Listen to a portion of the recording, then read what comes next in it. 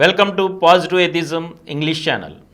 Today I am going to continue from the last episode of the article Atheism and Morality written by the Gora, a well-known atheist and freedom fighter. Fire walking. I was challenged once to walk on fire without the customary religious ceremony. I did it. That was in 1938. The friends who gathered there to carry me to the hospital if I was burnt also walked on the fire on noticing that I walked with ease and without injury. The next demonstration in fire walking I gave was in a public place at Mudunuru village, Krishna district in 1941. There was a huge gathering of spectators.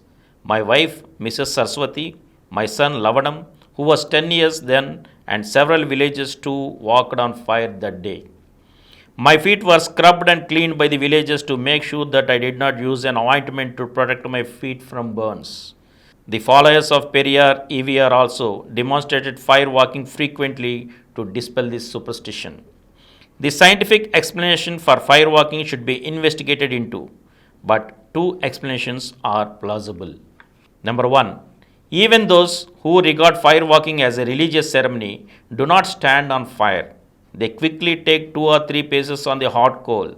The time is not sufficient for the skin to feel the heat. Number 2. The wood would burn for 7 or 8 hours before the hot charcoal is spread for walking. That is, the charcoal is very hot. Due to the superheat, the moisture on the skin of the soles gets converted immediately into vapor and stands as a layer of insulation between the soles and the fire.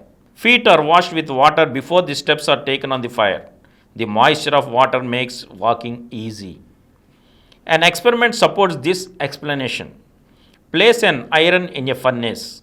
When the iron is fairly hot but not red hot, sprinkle water on the hot iron. All the water gets converted into steam. Heat the iron more to red heat. Sprinkle water on the red hot iron. The water does not get converted into steam immediately. The water collects into some bubbles, stays for a fraction of a second, and then the bubbles of water get converted into steam. Why does water become steam directly on hot iron but not on very hot iron? On hot iron, the whole water has time to get heated. On red hot iron, the layer of water that comes in contact with the red hot iron gets converted into steam so instantaneously on account of the excessive heat that the layer of steam stands as an insulator and prevents the heat from spreading to the rest of the water. Therefore, the rest of the water collects into bubbles and stays for a while as water. The formation of water into round bubbles is due to the surface tension of the particles of water. After a little while, heat radiates and converts the bubbles too into steam. The stopping of water as water bubbles for a while is significant in the experiment. The reason is the insulation by the layer of steam.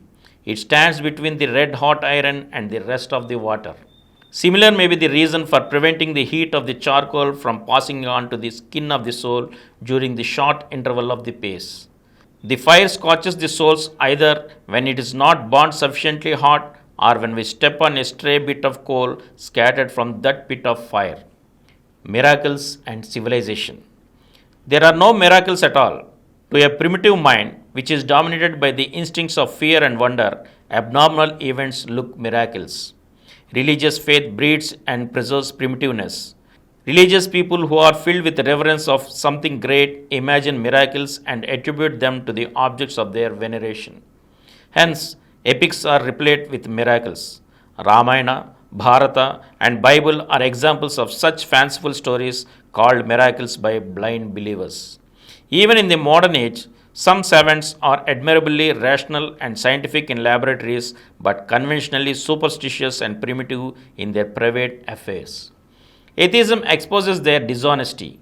Respect for their real achievements should not deter us from condemning their foolishness elsewhere. A bane of progress.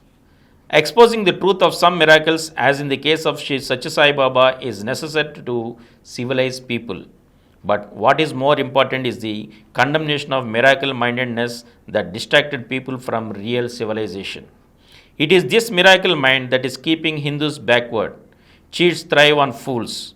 India is the land on which miracles abound, and India is also the land on which are found degrading poverty, worst ignorance, shameful untouchability, and honesty at its lowest ebb. If Sri Satya Sai Baba can produce a gold ring from empty hands, why not he produce tons of food grains and feed the hungry mouths? Why not he make rainfall in the very region where he lives, which is proverbially drought affected? Miracles are a humbug. Let miracle makers come out into the open and prove their credentials. If they have the good of humanity at their heart, they are fraudulently distracting the attention of people from the real problems of food, respect, comfort, and peace for all the people. Faith in miracles is inimical for the growth of civilization. Civilization needs a realistic view of the economic and political problems of people and abundant self-confidence without being lost in wonder at miracle and mystery.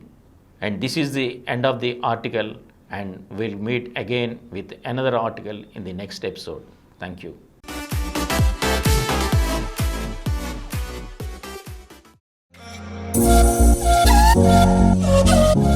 For more videos, please subscribe to this channel Positive Atheism and activate the bell icon.